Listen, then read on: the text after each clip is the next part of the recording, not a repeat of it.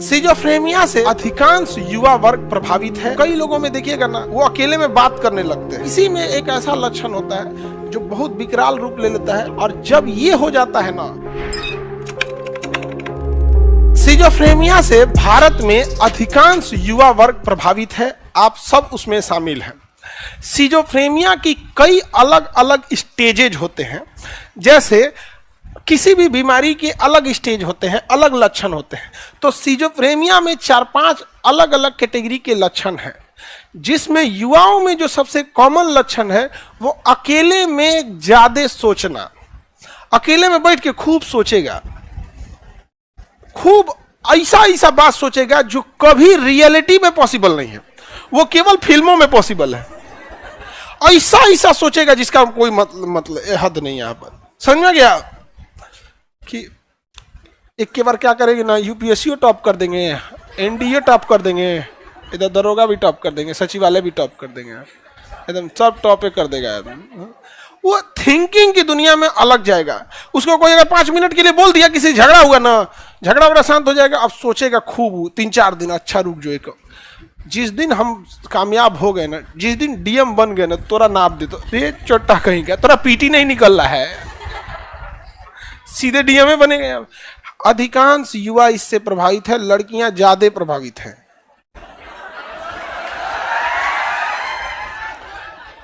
लड़के लोग भी ज्यादा, संख्या वाइज लगभग 10 से 12% युवा हर साल इससे प्रभावित होता है। गवर्नमेंट कुछ नहीं सोचती है इस पे। ये तो अभी आपका इसका सबसे नॉर्मल लक्षण बताएं। जब ये सिजोफ्रेनिया को आप छोड़ने लगते हैं ना, तो कई लोगों में देखिएगा ना, ये टॉकिंग बिहेवियर आने लगता है। वो अकेले में बात करने लगते हैं।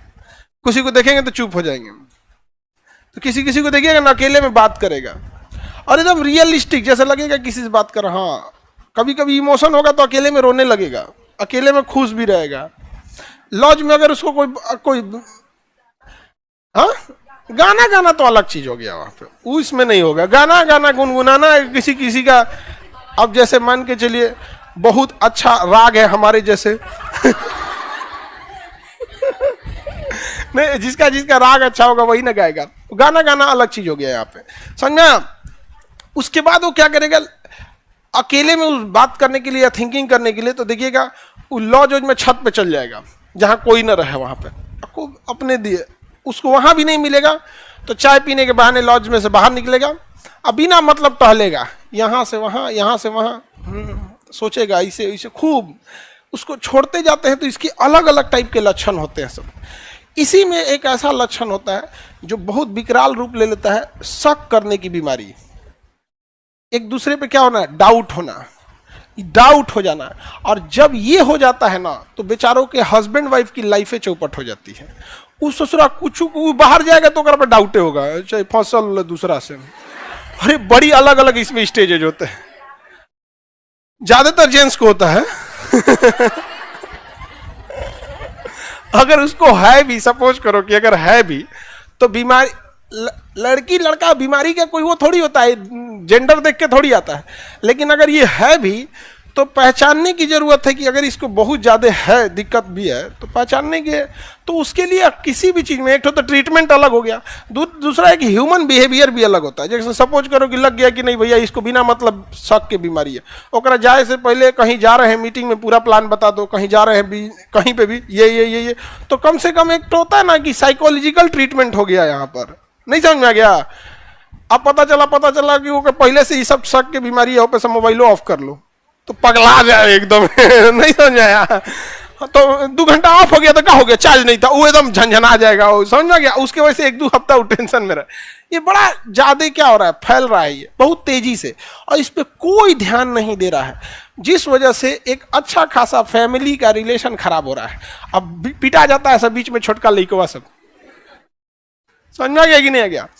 इस पे अब ये सब चीजों के लिए एक बड़ी हैवी मशीनरीज की जरूरत है, स्टडी करने की जरूरत है, क्या इस पे आ रहा है ये साइकोलॉजिकल। और भारत ऐसा देश है, जैसे देखो बाबू, बुखार की कई कैटेगरी होती है। एक नॉर्मल काम ज्यादा काम कर दीजिएगा तो बुखार हो जाएगा, मलेरिया में भी बुखार आ जाएगा, कालाजार में भी बुखार आएगा।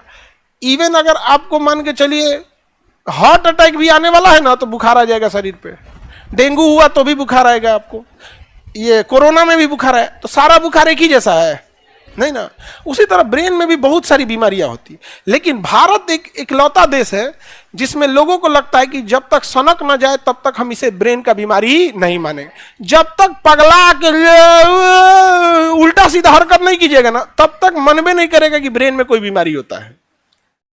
आप अगर किसी को कहेंगे अल्जाइमर, ये सब चीजों में मन में नहीं करेगा। सिजोफ्रेनिया बड़े अच्छे अच्छे युवाओं को बर्बाद कर रहा है, और इसका सबसे डरावना सच ये है कि इसकी दवाइयां 6-7 साल चलती हैं। इसका एक जो है सबसे अच्छा इलाज जो है वो अपने आप को, जिस चीज को पहले अगर आप में ऐसा है तो अपने आप को पहले तो अकेले मत छोड़ो, जिससे कि थिंकिंग जाएगा। यहाँ पे हमेशा ग्रुप में रहना चालू करो। हम लोग के साथ भी एक लड़का रहता था, वो बेचारा को ऐसे ही टेंशन था। यहाँ पे कोई उसको नहीं मिलता था ना, सपोज कीजिए हम मतलब अकेले नहीं जा पाता था तो मुंह पे तकिया रख लेता था। सब लोग लॉज में कैसे रहते हैं, 3-4 लोग का, तो एक लॉज में कम से कम 2 या 3 या 4 बेड वाले भी रूम मिलते हैं। तो जब उसको बतियाने के लिए अकेले जगह नहीं मिलता तो मुंह पे से तकिया चादर रख लेता था, सोचते रहता था कुछ ना कुछ। थोड़ा गरीब फैमिली से था, तो गरीब फैमिली में क्या होता है ना कि रिलेशन वाले बड़ा दबा के रखते हैं सर, क्रश करके रखते हैं सर। कब मामा बोल देंगे, कब मौसी बोल देगी, कब पड़ोसी बोल देगा, तो कभी कभी लेके एकदम सोचते रहता है हाँ इनको तो चौपट कर देंगे, हम भी एक दिन कामयाब होंगे, ये होगा वो होगा। आपको लगे नॉर्मल टेंडेंसी में जा रहा है, तो ये अच्छा चीज नहीं है। इसे के लिए एडिक्शन हो जाता है। सिजोफ्रेनिया एक तरह का क्या है, बीमारी है, एडिक्शन हो जाता है। समझ में आ रहा है किसी को दिक्कत? तो इसके लिए सबसे बेहतर इलाज है कि अपने आप को इतना बिजी रख लो, इतना बिजी रख लो जिसका कोई हद नहीं।